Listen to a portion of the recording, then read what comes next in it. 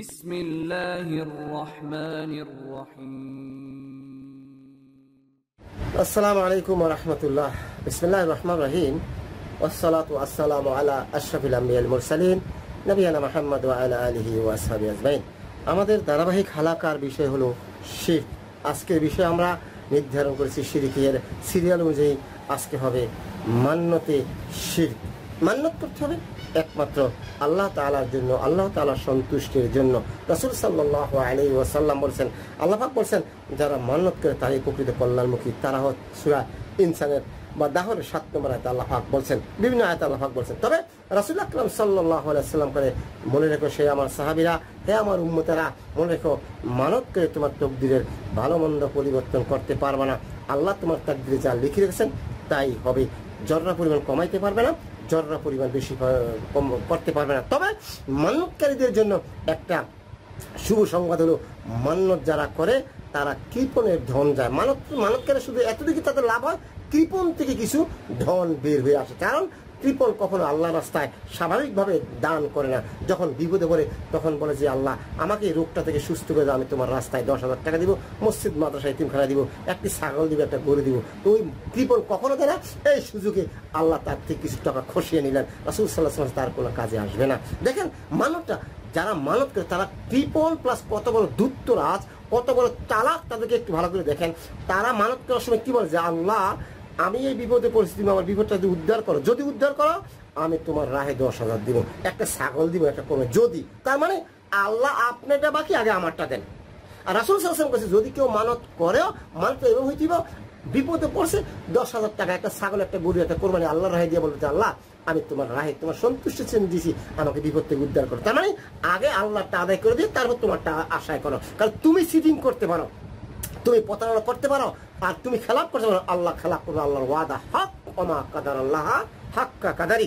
সুতরাং তুমি আগে দিয়ে দাও, কিন্তু দেয় না। রাসূল সাল্লাল্লাহু আলাইহি ওয়াসাল্লাম বাস কৃপণের একটু ধন খসে গেল, এতটুকুই। এই ব্যাপারে আল্লাহ রাব্বুল আলামিন কোরআন কারীম হজের যেই 7 নম্বর সূরাতুল দাহরের 7 নম্বর আয়াতে আল্লাহ বলেছেন, তাদের বৈশিষ্ট্য হলো তারা তাদের মানত পুরা করে। অর্থাৎ মানত যদি কেউ করে পুরা করে, সেটা বৈধ মানত, যেটা আল্লাহর নাফরমানি। যেই মানতে আল্লাহর নাফরমানি নেই সেই মানত পুরা করতে। আর যেখানে আল্লাহর নাফরমানি আছে সেই মানত পুরা করা তার জন্য হারাম, পুরা করবে না, বরং সে মানতের কাফারা দিয়ে দিবে, মানত আদায় করবে না। সূরা দাহরের 7 নম্বর আয়াত। তারপরে আল্লাহ পাক বলেছেন সূরা হজের 29 নম্বর আয়াতে আল্লাহ পাক বলেছেন, তারা যেন তাদের মানত পুরা করে নেয়। তার মানে কেউ যদি মানত করে আল্লাহর নৈকট্য হাসিলের জন্য, সেটা যে তারা কালক্ষেপণ না করে আদায় করে, তার মানে বিকল্প মানে কালক্ষেপণ করতে পারবে না।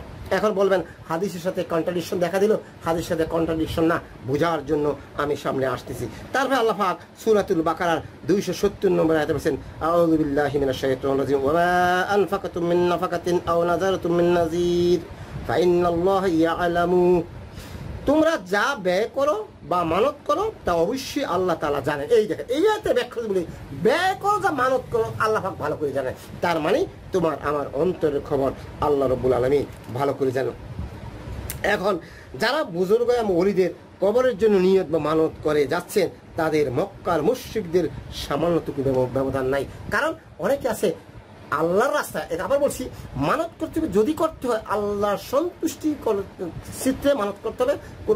কোনো দেব দেবী, কোনো জিন্দা পীর, মরা পীরের নামে মানত করা যাবে না। দেখেন, এই মানতটা কারা করতো? পীর সাহেবের মাজারে, দেব দেবীর মাজারে কারা করতো?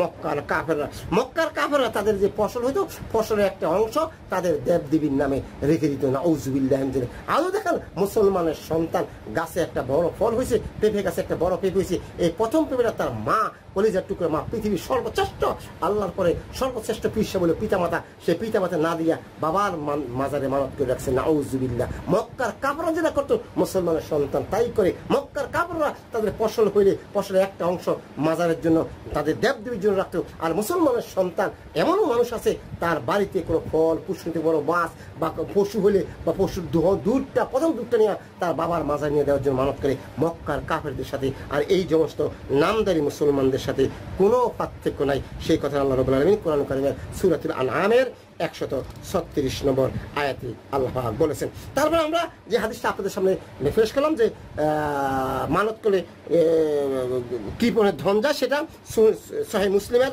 1640 নম্বর হাদিস, আল্লাহ রাসূল সাল্লাল্লাহু আলাইহি ওয়াসাল্লাম তোমরা মানত করো না, কারণ মানত করার ভাগ্য লিপিকে এতটুকু পরিবর্তন করতে পারে না, বরং মানতের মাধ্যমে কিপনের পকেট থেকে কিছু বের করে নেওয়া হয় যা সে এমনিতে আদায় করতে না, যেটা আমরা আগে বলছি। আরেকটা হাদিস আবু হুরায়রা রাদিয়াল্লাহু থেকে হাদিসটা আছে, হাদিসটা মুসনাদ আহমদের 2য় খণ্ড 242 নম্বর হাদিস।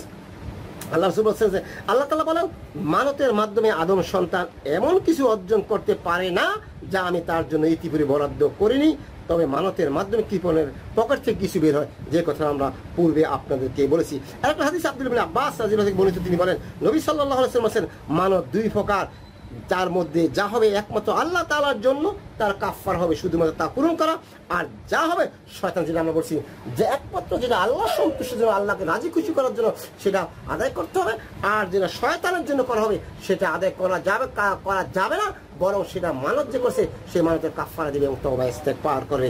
এই যে হাদিসটা হলো বাইহাকির 10ম খণ্ড 72 নম্বর পৃষ্ঠায়। আল্লাহ পাক আমাদেরকে বুঝার তৌফিক দান করুক। আসসালামু আলাইকুম ওয়া রাহমাতুল্লাহ।